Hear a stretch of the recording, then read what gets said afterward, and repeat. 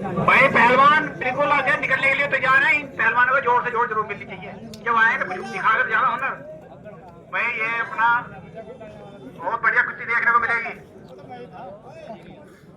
बाहर से कोई व्यक्ति ना बोले जब तक रेफरी का निर्णय नहीं आएगा। वीडियो अपनी बना ले। बहुत बढ़िया कुश्ती देखने को मिल रही है। घूमते रहो घूमते रहो घूमते रहो। दांत तो और भी बहुत होते हैं।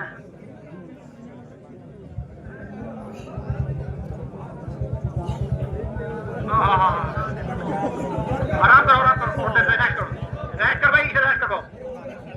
क्या रोक महाराज आराम से कोई बात नहीं है।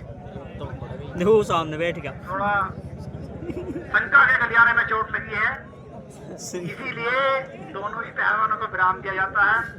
कि जोर दबाव से कह रही जोर दबाव किसी पे नहीं है।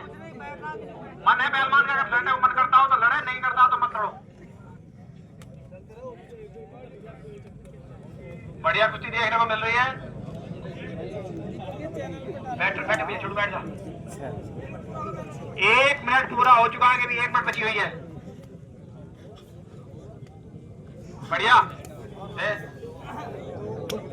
हाँ भाई बजाओ ताली।